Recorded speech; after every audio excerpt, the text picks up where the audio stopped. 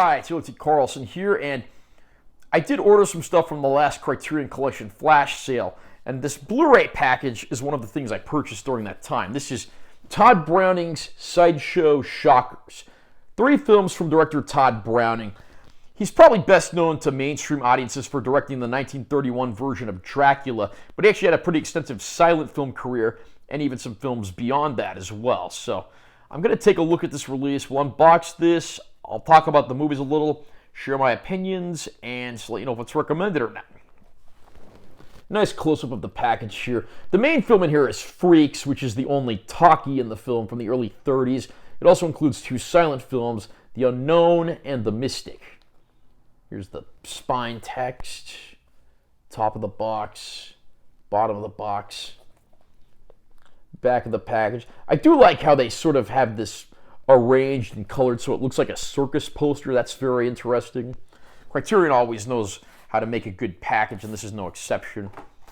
Then we get to the inner package here. We have Tod Browning's Sideshow Shockers on that side. There's the spine. Titles of the 3 films included. We do get a booklet in here. Interestingly, it's sort of in the style of one of those old composition notebooks.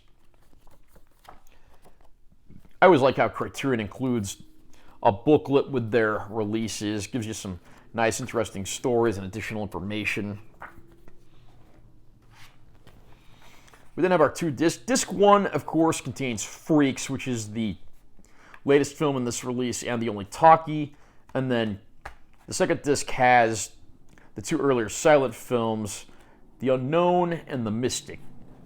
One thing that is a little annoying is the films are not presented in order on here.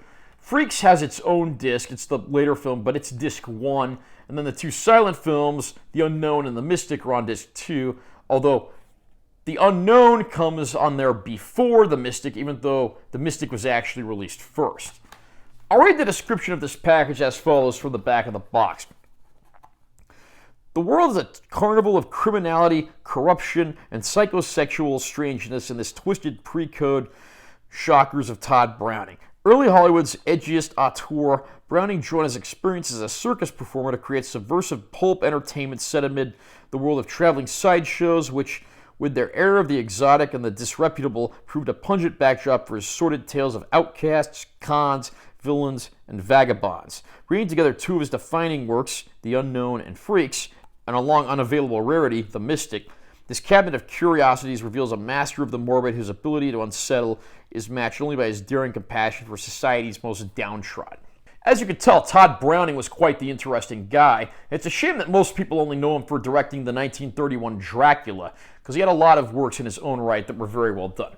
The earliest film in here is The Mystic, which came out in 1925, long unavailable in any format. This one revolves around a young man from America who teams up with a group of European gypsies, including a seer, so they can go to New York City and try to take wealthy people for all they're worth. But will they end up having changes of heart and crises of consciousness due to everything that's going on? The second film, The Unknown, of course, stars the great Lon Chaney Sr. as a man with no arms who's part of a circus sideshow who, of course, harbors some very dark secrets. And he, along with a strong man in the circus, both pine for the most beautiful woman that's a part of the traveling company, but who's going to end up with her, and will they go to any means necessary to do this? The last and best known film in this set, and again the only talkie, is Freaks from the early 1930s. This one having come out after Tod Browning had directed Dracula, revolving around a man running a sideshow telling the story about how one of the attractions in there got to be the way that she was. This one has a lot going on, and it really has a hard time juggling all of its freakish characters.